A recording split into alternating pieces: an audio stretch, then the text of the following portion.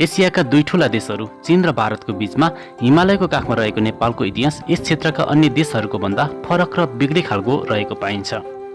यसका आसपासमा रहेका छिमेकी राज्यहरू विदेशी अधीनमा रहँदा पनि नेपाल स्वतन्त्र राष्ट्रको रूपमा रहिरहेको पाइन्छ। हामी नेपाली कहिले पनि कसैको अधीनमा नपरेको कुरा यहाँको इतिहासमा स्पष्ट रूपमा उल्लेख गरिएको छ। इतिहास त्यस्तो कुरा हो जसको सहयोगले हामी बितेका समयका घटनाहरूको बारेमा जान्न सक्छौँ। कुनै पनि ठाउँमा बसोबास गर्ने मानिसहरूलाई आफ्नो ठाउँको इतिहासको बारेमा जान्नु एकदमै आवश्यक हुन्छ।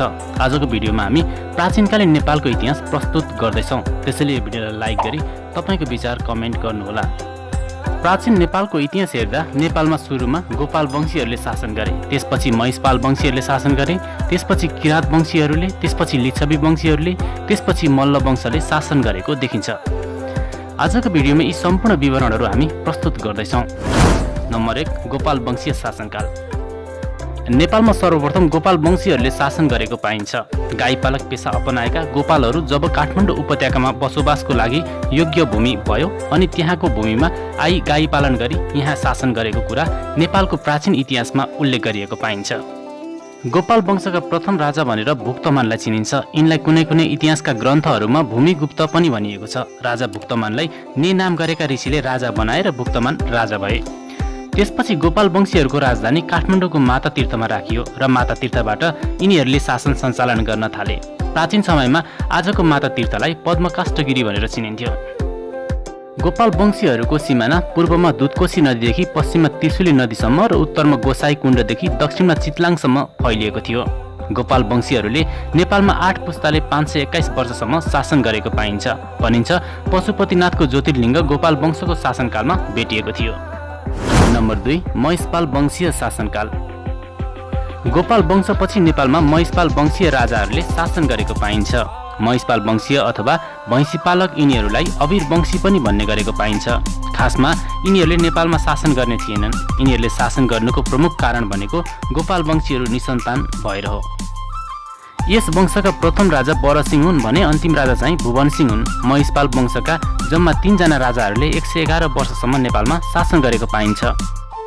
राजा भुवनसिंहको पालामा नेपालको पूर्वबाट आएका किराँतहरूले आक्रमण गरे। युद्धमा किराँतहरूको जित भयो र यिनीहरूको शासनकाल समाप्त भएको देखिन्छ।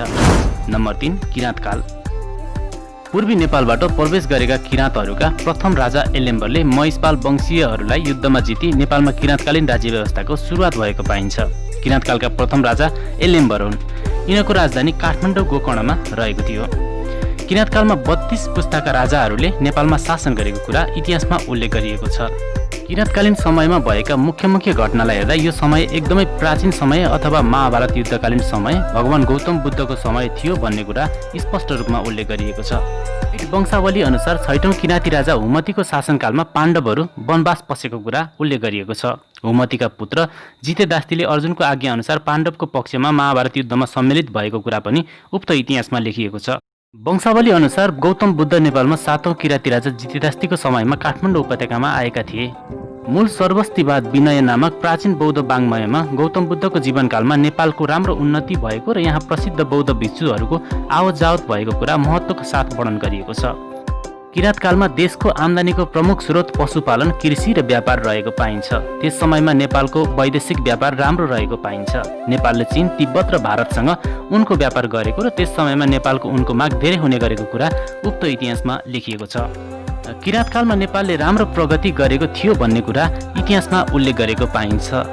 किराँतकालका प्रथम राजा एलेम्बर हुन् भने अन्तिम राजा गस्ती हुन्। यिनीहरूले नेपालमा जम्मा 1630 वर्ष 1 महिना शासन गरेको कुरा कर्फेक्ट्रिक वंशावलीमा उल्लेख गरिएको छ भने राइट वंशावली अनुसार 1118 वर्ष शासन गरेको कुरा उल्लेख गरिएको छ। अन्त्यमा भारतको वैशालीबाट आएका लिच्छवीहरूले किराँतहरूलाई युद्धमा परास्त गरे। त्यसपछि नेपालमा लिच्छवी वंशको शासन सुरुवात भएको पाइन्छ। नम्बर 4, लिच्छवीकाल। ईसापूर्व 300 तिर भारतको मुजफ्फर जिल्लाको वैशाली भन्ने ठाउँबाट नेपालमा प्रवेश गरेका लिच्छवीहरूले किराँतहरूलाई पराजित गरे र आफ्नो शासनको सुरुवात गरेको पाइन्छ। लिच्छवीहरूको राजधानी गोदाबारीमा रहेको थियो भन्ने कुरा इतिहासमा उल्लेख गरिएको छ। लिच्छवी कालका प्रथम राजा जयदेव प्रथम हुन् भने लिच्छवी कालका अन्तिम राजा जयदेव द्वितीय हुन्। नेपालको इतिहासमा स्वर्णयुग भनेर चिनिने लिच्छवी कालमा नेपालले उल्लेख्य प्रगति गरेको कुरा उल्लेख गरिएको छ। राजा मानदेवले मानगृहको निर्माण गरे। त्यस्तै गरेर अंशुब्रह्माले कैलाशकूट भवनको निर्माण गरे। लिच्छवीकालीन राजा अंशुब्रह्माले धेरै सुधारका कार्यहरू समेत गरेका छन्। यिनले गरेका प्रमुख सुधारका कार्यहरूमा बालकको सालनाल काट्ने चलन यिनले चलाए। त्यस्तै गरेर बलम्बुमा मानव बस्ती समेत यिनले बसाएका थिए। त्यस्तै गरेर शब्दविधा ग्रन्थको समेत यिनले निर्माण गरेको कुरा इतिहासमा उल्लेख गरिएको छ। लिच्छवीकालमा नेपालमा मुद्राको पनि विकास भएको पाइन्छ। यस समयमा पौड र पुराण नामक मुद्रा राजा नरेन्द्र देवले निष्कासन गरेका थिए।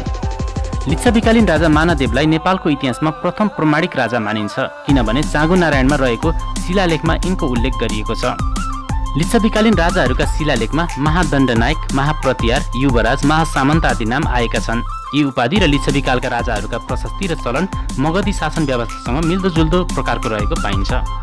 लिच्छवीकालीन शासन प्रणाली र मौर्य वा गुप्तकालीन भारतीय शासन व्यवस्थामा कुनै मौलिक अन्तर भने थिएन। लिच्छवीकालको शासन व्यवस्था राजतन्त्रात्मक थियो। लिच्छवीकालमा राजापछि दोस्रो स्थान युवराजको हुन्थ्यो। युवराजलाई पनि केही अधिकारहरू प्रदान गरिएको हुन्थ्यो। मन्त्रीको कार्य राजालाई गोप्य सल्लाह दिनुहुन्थ्यो। शासन सञ्चालनको लागि देशलाई विभिन्न प्रशासनिक एकाइहरूमा विभाजन गरिएको थियो। लिच्छवीकालीन शासकहरूले बराबर भारतीय महाराजाहरूसँग आफ्नो सम्बन्ध कायम राखे। यसैले नेपाली संस्कृतिलाई आफ्नो मूल उत्पत्ति स्थलसित सम्बन्ध कायम राख्ने बलियो अवसर प्रदान गर्यो। लाछामा बलियो शासन भएपछि चीनदेखि भारत आउने बाटो नेपाल भएकोले नेपालले चीनसँग पनि राम्रो सम्बन्ध स्थापित गर्यो। राजा अंशुब्रह्माले स्रोङसुङ गुम्फासित छोरी भृकुटीको विवाह गरी सम्बन्ध झन बलियो पारे। यसले गर्दा भारत र चीन दुवै देशसँग नेपालको राजनीति, धर्म, समाज, कला, कौशल्य र संस्कृतिको राम्रो प्रभाव पर्यो।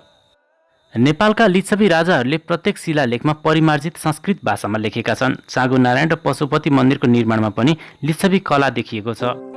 नेपालमा प्यागोडा शैलीमा वस्तुकलाको वर्णन पाइन्छ। ईसाको 7औं शताब्दीमा कैलाशकूट भवन अंशुब्रह्माले बनाएको कुरा उल्लेख गरिएको छ। चिनिया ताङ वृत्तान्तमा नेपालीहरू हातले खाने, सम्पूर्ण शरीर ढाक्ने एउटै वस्त्र पहिर्ने, मूल्यवान धातु वा काँच, पत्थर वा सिंहका गहनाहरू लगाउने, मनोरञ्जनको रूपमा गोयुद्ध, मल्लयुद्ध तथा दशैं तिहार, बुद्ध जयन्ती, कैलाशकूट जात्रा, बराह जात्रा, अनन्त लिङ्गेश्वर आदि धार्मिक चाडपर्वहरूका साथै हात्ती घोडा सवार, शिकार आदि जस्ता कुराहरूको प्रचलन थियो भन्ने कुरा उल्लेख गरिएको छ। लिच्छवीकालका मानिसहरू राडी पाखी बुन्ने, शिल्पकला, काष्ठकला, कपडा बुन्ने, पशुपालन जस्ता कार्यहरूमा संलग्न थिए। छिमेकी राष्ट्रहरूसँग गरिने व्यापार धेरै हदसम्म स्वर्ण मुद्राको आधारमा गरिने भएकोले देश आर्थिक दृष्टिकोणले समृद्धशाली थियो भन्ने कुरा स्पष्ट रूपमा उल्लेख गरिएको छ। लिच्छवीकाललाई नेपालको इतिहासमा स्वर्णयुग मानिन्छ, किनभने त्यस समयमा मानदेवका पालामा प्रमाणिक इतिहास फेला परेकोले मानदेवलाई प्रथम प्रमाणिक राजा मानिन्छ। लिच्छवीकालमा भाषा, कला र संस्कृतिको क्षेत्रमा प्रशस्त सुधार भएको थियो। आर्थिक, सामाजिक एवं सांस्कृतिक उन्नयन भएको थियो। व्यापार व्यवसायको विस्तार तिब्बत र भारतसम्म फैलिएको थियो। वस्तुकला, काष्ठकला र प्रस्तरकलाको विकास भएको थियो। त्यस समयमा शासकहरूले जनताको मन जित्ने गरेर धार्मिक भावले राज्य सञ्चालन गर्थे। त्यसैले लिच्छवीकाललाई नेपालको इतिहासमा स्वर्णयुग मानिन्छ। लिच्छवी कालपछि नेपालमा मल्लहरूले शासन गरेको पाइन्छ। मल्लकालको शासन अवधि ईसाको 13औं शताब्दीभन्दा अगाडिको समयलाई मानिन्छ। भारतको कुशीनगरबाट नेपाल प्रवेश गरेका मल्लहरूले सुरुमा गण्डकी प्रदेशमा प्रवेश गरे र यिनीहरूले शासन सुरुवात गरेको पाइन्छ।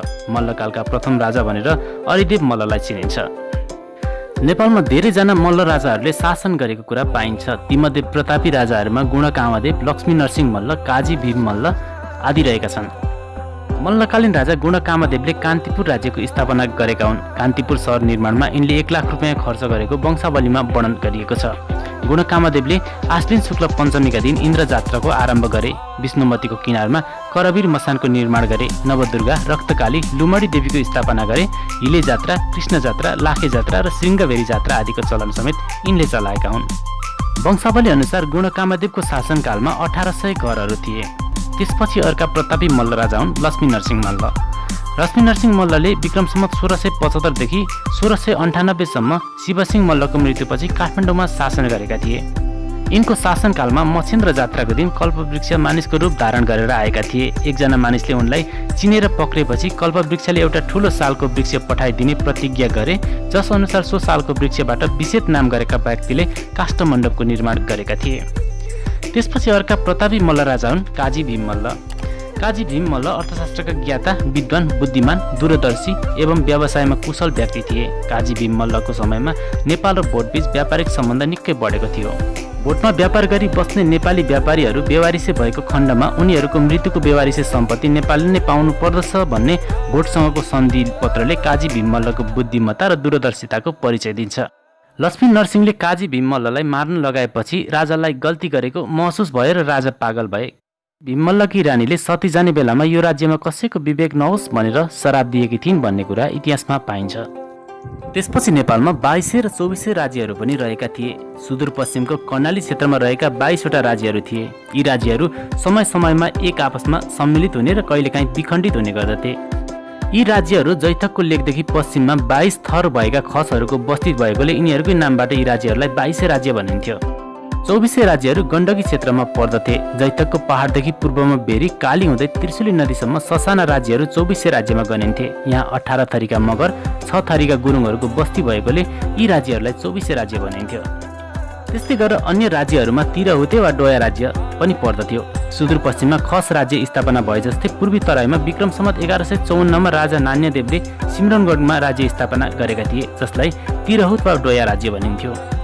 त्यस्तै गरेर अर्को राज्य थियो सेन वंशीय राज्य। मध्यकालमा मध्य नेपालमा पाल्पा, गुल्मी, अर्घाखाँची र तराईका केही भागहरू समेटेर सेन वंशीहरूले शासन गरेका थिए। यहाँ मुनि मुकुन्द सेन जस्ता राजाले शासन गरेका थिए। त्यस्तै गरेर कर्णाली प्रदेशमा खस राज्य पनि रहेको कुरा इतिहासमा उल्लेख गरिएको छ।